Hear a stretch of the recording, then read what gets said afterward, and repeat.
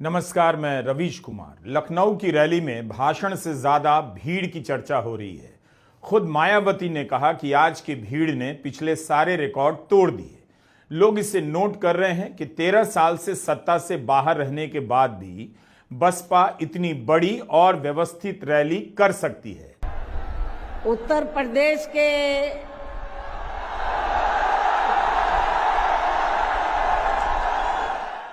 राजनीति में कभी किसी दल के समापन की घोषणा नहीं करनी चाहिए। कब किस वर्ग में राजनीतिक आकांक्षा नए सिरे से जाग जाए और उसकी गोलबंदी उस पार्टी की राजनीति को कहां पहुंचा दे, कोई नहीं जानता। मायावती ने इस बात का भी जिक्र किया कि यहां जो लोग आए हैं उन्हें मजदूरी देकर या भाड़े पर नहीं लाया गया है, अपने खून पसीने की कमाई देकर खुद से आए हैं। विपक्ष आरोप लगा रहा है कि रोडवेज की गाड़ियां दी गई, यूपी सरकार ने मदद की, तब जाकर इतनी भीड़ आई। हो सकता है कि विपक्ष की बात सही हो, लेकिन अगर ऐसा ही है तो योगी सरकार के सपोर्ट से क्या प्रधानमंत्री मोदी लखनऊ में इतनी बड़ी रैली कर सकते हैं? क्या उनके लिए लोग सभा से एक दिन पहले लखनऊ आ सकते हैं? इसकी आधी भीड़ अगर प्रधानमंत्री मोदी या गृहमंत्री शाह की सभा में आ गई होती तो गोदी मीडिया आपे से बाहर हो गया होता। आईटी सेल इस भीड़ की तस्वीर को वायरल करा रहा होता। बीजेपी क्यों चाहेगी कि मायावती की रैली इतनी सफल हो जाए और उनकी धाक फिर से लौटती दिखे? विपक्ष से ज्यादा इस भीड़ से बीजेपी को भी चिंतित होना चाहिए। भले विपक्ष आरोप लगा रहा हो कि मायावती ने खुलकर बीजेपी का नाम नहीं लिया या हमला नहीं बोला, लेकिन इस भीड़ से बीजेपी को भी लगेगा अगर बसपा का जनाधार लौटा तो नुकसान उसका भी हो सकता है। वैसे यह भीड़ इस बात का प्रमाण तो है कि मायावती का आधार अभी भी गायब नहीं हुआ है। भले ही मायावती सड़क पर उतरकर पदयात्राएं नहीं करती हैं, लेकिन उनका वोटर पैदल चलकर लखनऊ तक उन्हें सुनने आ सकता है। इसलिए जानकार हैरान लगते हैं कि इतने साल तक सत्ता से बाहर रहने के बाद मायावती की रैली इतनी बड़ी कैसे हो गई। जिनको यहाँ दूसरी पार्टियों की तरह ये जो लाखों की संख्या में लोग आए हैं, तो इनको यहाँ दूसरी पार्टियों की तरह मजदूरी देकर दिहाड़ी पर नहीं लाया गया है,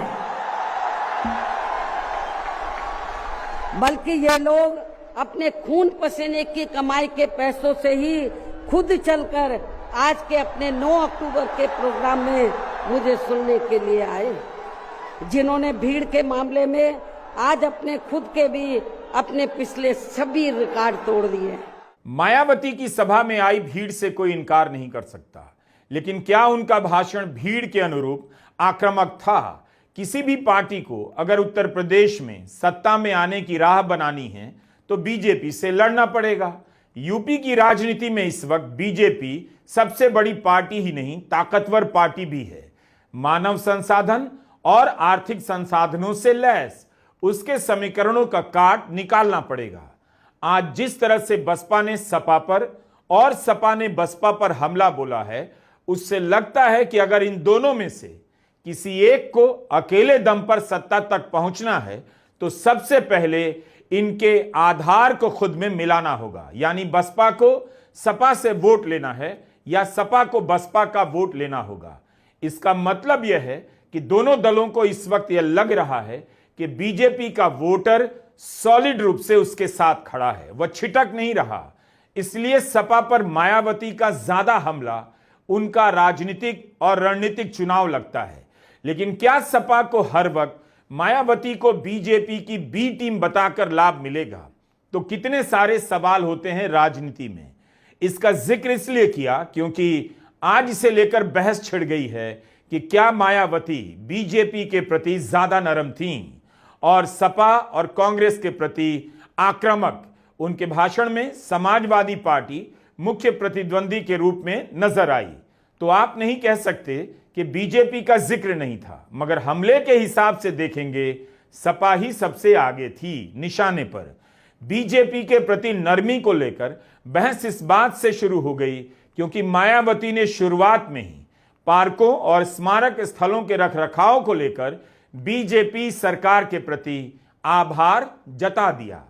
जब यूपी में हमारी सरकार थी और ये मान्यवर श्री कांशीराम जी के आदर सम्मान में ये जो विशाल स्मारक स्थल जब बनाया गया था, तो हमने उसी समय हमारी सरकार ने ये व्यवस्था की थी कि हम देखने वालों के लिए इस पर हम टिकट की व्यवस्था करेंगे और इसका जो पैसा आएगा टिकट का, तो वो किसी और मद पर खर्च नहीं किया जाएगा, बल्कि जितने भी उत्तर प्रदेश की राजधानी लखनऊ में जो स्मारक बने हैं, पार्क बने हैं, तो उनके रख रखाव पर खर्च किया जाएगा। तो ये हमने व्यवस्था की थी। लेकिन दुख की बात यह है कि जब वर्तमान भाजपा की सरकार से पहले यहाँ सपा की सरकार थी, तो सपा की सरकार ने उस टिकट के पैसे को दबा कर रखा, एक पैसा खर्च नहीं किया इनके रख रखाव पर, और हालत बड़ी जर्जर हो गई थी स्थलों की। यही नहीं, और भी स्थल थे, पार्क थे, उनकी हालत बड़ी खराब हो गई थी। तो तब मैंने उत्तर प्रदेश के मुख्यमंत्री जी को ये कहा, लिखित चिट्ठी के जरिए उनसे रिक्वेस्ट किया कि हम आपसे ये नहीं कहते कि दूसरे मद का पैसा आप इनके रख रखाव पर लगाओ, तो जो देखने वालों का टिकटों का पैसा काफी बड़ी तादाद में इकट्ठा हो गया है गवर्नमेंट के पास, उस पैसे को इनके रख रखाव पर लगाया जाए। तो उत्तर प्रदेश की वर्तमान भाजपा की सरकार ने इस मामले को दिखवाया पूरा, और उसके बाद उन्होंने हमें कमिट किया, प्रॉमिस किया कि हम जो भी पैसा टिकटों को आया है हम दूसरे मद पे नहीं लगाएंगे, बल्कि इन स्थलों के रख रखाव पर लगाएंगे। उन्होंने ये लगाया, इसलिए हमारी पार्टी उनकी आभारी है। भाषण के इस हिस्से के बाद कांग्रेस से लेकर समाजवादी पार्टी ने बसपा को बीजेपी की बी टीम बताना शुरू कर दिया। समाजवादी पार्टी के सांसद अवधेश प्रसाद ने कहा, बीजेपी के प्रति नरमी का बयान बताता है मायावती दबाव में है। सपा अध्यक्ष अखिलेश यादव ने ट्वीट किया है, क्योंकि उनकी अंदरूनी साठ गांठ है जारी, इसलिए वे हैं जुल्म करने वालों के आभारी। अखिलेश का इशारा भी मायावती के भाषण की तरफ ही था। कांग्रेस प्रवक्ता सुरेंद्र राजपूत ने सवाल किया कि यह बीजेपी की रैली थी या बीएसपी की। राजपूत ने कहा कि जो स्क्रिप्ट शाहजी के यहां से आई या बीजेपी से आई, वही स्क्रिप्ट मायावती मंच से पढ़ रही थी। उन्होंने सवाल किया, मान्यवर कांशीराम जी की पुण्यतिथि पर उनको मेरा नमन है।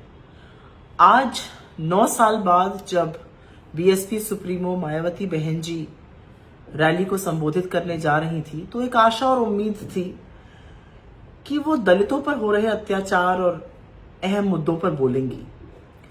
लेकिन मायावती जी ने उस बीजेपी की उत्तर प्रदेश सरकार की तारीफों के कसीदे पढ़े जिसकी नाक के नीचे दलित उत्पीड़न और अत्याचार लगातार बढ़ रहा है और यूपी नंबर 1 बन गया है। उन्होंने उस भाजपा सरकार की तारीफ करी जिसकी नाक के नीचे हरिओम नाम के एक दलित व्यक्ति की पीट पीट कर हत्या कर दी जाती है और हत्यारे अपने आप को योगी जी का समर्थक उनके लोग बताते हैं। उन्होंने उस उत्तर प्रदेश सरकार की तारीफ की जिसकी नाक के नीचे 4 दिन पहले देवी शंकर नाम का दलित व्यक्ति इसलिए पीट कर मार दिया जाता है प्रयागराज में क्योंकि वो बोझा उठाने से मना कर देता है। लोगों को उम्मीद थी कि वो जिस तरह से मुख्य न्यायाधीश पर जूता फेंका गया जो आरएसएस और संघ की विचारधारा को दर्शाता है, जैसे गोडसे ने गांधी पर गोली चलाई थी और ऐसे ही एक सीजीआई पर जूता फेंकने वाला व्यक्ति जिसके अंदर लेश मात्र भी, जरा सा भी उसको इस बात का रिपेंटेंस नहीं है, इसको अफसोस नहीं है, उस पर बोलेंगी। लेकिन बहन जी इनमें से किसी मुद्दे पर नहीं बोली। तो मुझे ही नहीं, मुझे लगता है कि पूरे दलित समाज को, एक वंचित शोषित समाज को आज बहुत अफसोस हुआ। वो बहुत आहत हैं क्योंकि किसी टाइम पर मायावती जी उनकी रहनुमा कही जाती थी उल्टे उन्होंने कांग्रेस पर प्रहार करते हुए संविधान को लेकर कुछ कटाक्ष कसे। संविधान पर ही तो हमला हो रहा है जब दलितों को मारा जाता है, संविधान पर ही तो हमला हो रहा है जब सीजीआई पर जूता चलता है, और उस पर आपका ना बोलना अखरता है बहन जी, अखरता है, क्योंकि आप उन लोगों की नुमाइंदगी करने का दम्भ भरती हैं जिनके साथ शोषण हो रहा है, जिनके साथ अत्याचार हो रहा है, जिनका उत्पीड़न हो रहा है। आपको आज बोलना चाहिए था। आपने पूरे समाज को आहत भी किया और बहुत लेट डाउन किया है। दुख हुआ आज उनको देख के। वो किस प्रेशर में ये कर रही हैं, एजेंसीज का प्रेशर है, ईडी, सीबीआई, इनकम टैक्स, मैं नहीं जानती, लेकिन क्या विवशता थी कि उस सरकार की बड़ाई कर रही है जो दलितों के उत्पीड़न के लिए जानी जा रही है। मैं समझ नहीं सकती हूं। ओम प्रकाश राजभर उत्तर प्रदेश सरकार के मंत्री हैं, अलग पार्टी है उनकी, लेकिन राजभर ने मायावती की तारीफ की और कहा कि सभी 403 विधानसभाओं में मायावती के 50,000 वोटर तो होंगे, उनके जैसा जनाधार वाला कोई नेता नहीं। मायावती ने संविधान बदलने की कोशिश का सवाल उठाया, लेकिन सत्ता के साथ साथ विपक्ष को भी इस खेल में लपेट लिया।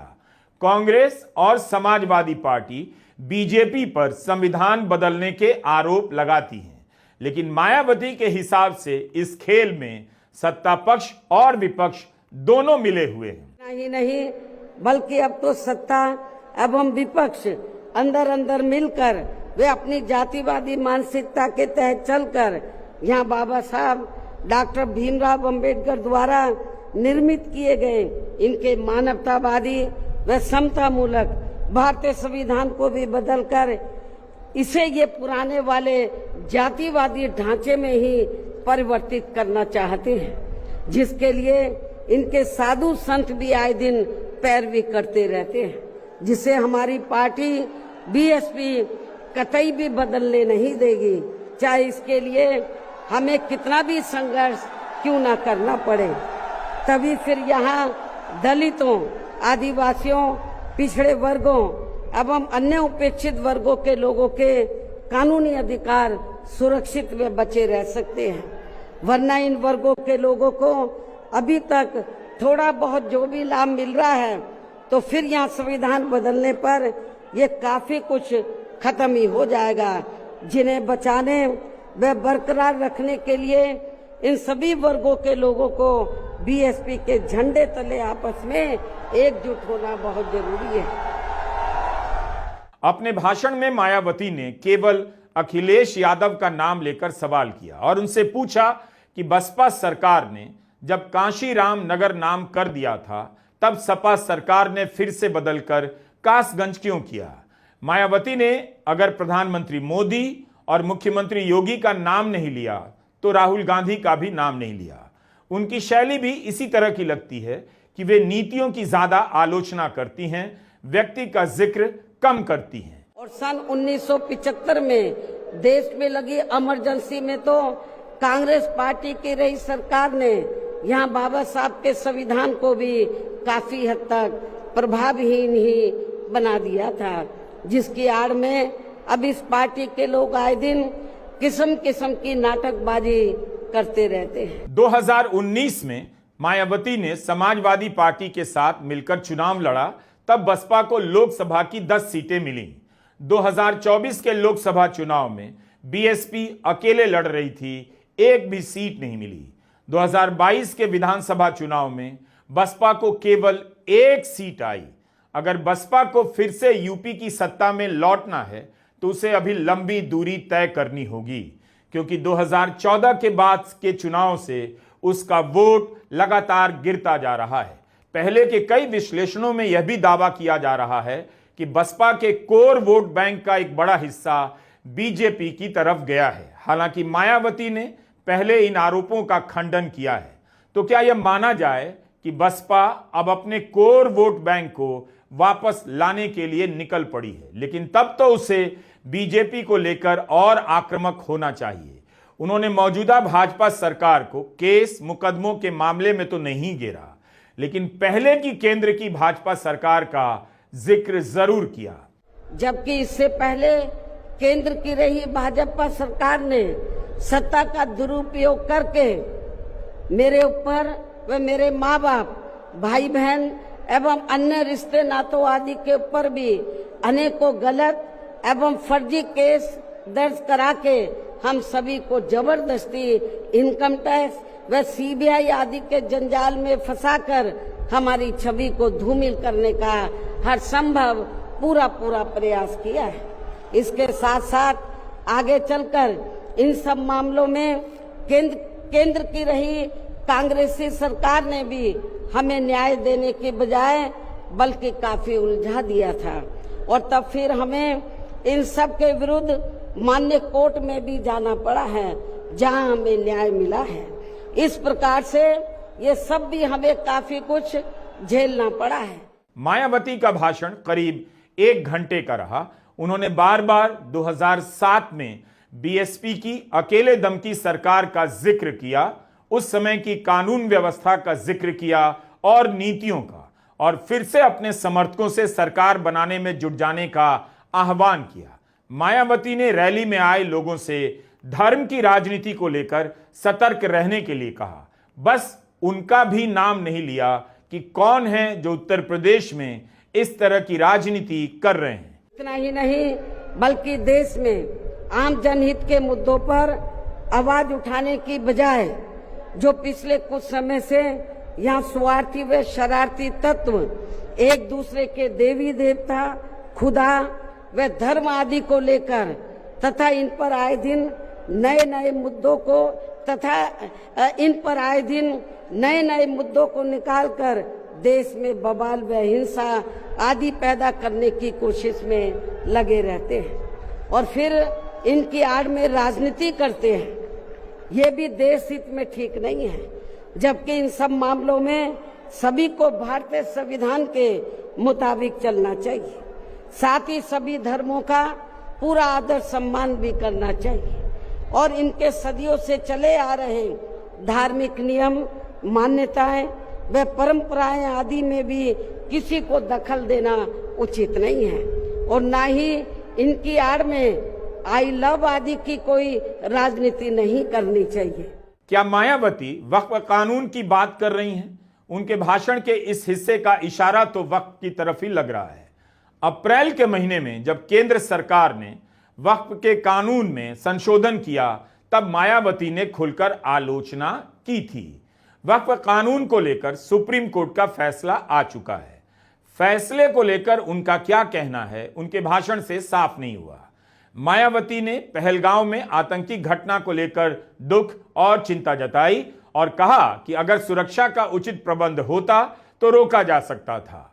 उन्होंने यह भी कहा कि विदेश नीति जनहित में होनी चाहिए और यह भी सलाह दी कि आत्मनिर्भर भारत की नीति जमीन पर नजर आनी चाहिए। इसके अलावा जहां तक पिछले दिनों जम्मू कश्मीर के पर्यटक स्थल पहलगांव में हुई आतंकी घटना का सवाल है, जिसमें काफी महिलाओं के सिंदूर उजड़ गए थे, तो ये अत्यंत ही दुखद व चिंता की बात है।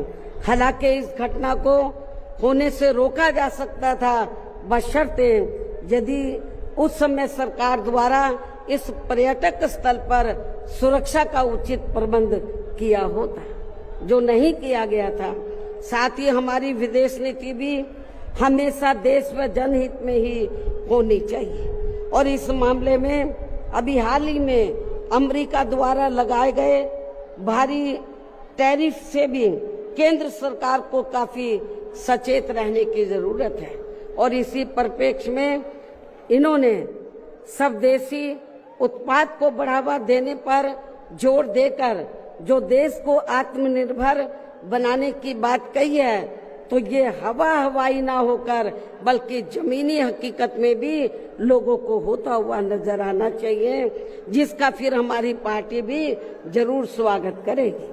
और अब इन सब बातों को मद्देनजर रखते हुए पूरे देश में अपनी पार्टी को हर स्तर पर मजबूत बनाना व इसे आगे बढ़ाना भी बहुत जरूरी है और खासकर इस बार यूपी में बीएसपी की अकेले ही पूर्ण बहुमत की यह सरकार जरूर बनाना है।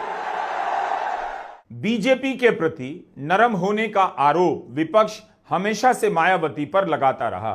लेकिन मायावती अब लगता है इन आरोपों से प्रभावित नहीं होती। इतनी बड़ी सभा में बीजेपी को जातिवादी बताने और उसकी सरकार की नीतियों की आलोचना करने के बाद भी उन्होंने खुलकर क्यों नहीं ललकारा, यह सवाल पूछा जाता रहेगा। लेकिन वो अपनी राजनीति कैसे करेंगी, किस भाषा में करेंगी, फैसला उनका ही होगा। क्योंकि आज भी इस देश में बसपा जैसी पार्टी की रैली को लेकर गोदी मीडिया संदेह ही पैदा करेगा। मगर आज की रैली में आए लोगों की भीड़ बता रही है कि बीएसपी इस दौर में भी बिना मीडिया सपोर्ट के अपनी तैयारी करती है और लोगों को इतनी बड़ी संख्या में जुटाकर दिखा देती है। लेकिन क्या ये प्रदर्शन विधानसभा में नतीजों में भी बदलेगा? उसके विधायकों की संख्या 1 से बढ़कर 200 पार हो जाएगी। नमस्कार, मैं रवीश कुमार।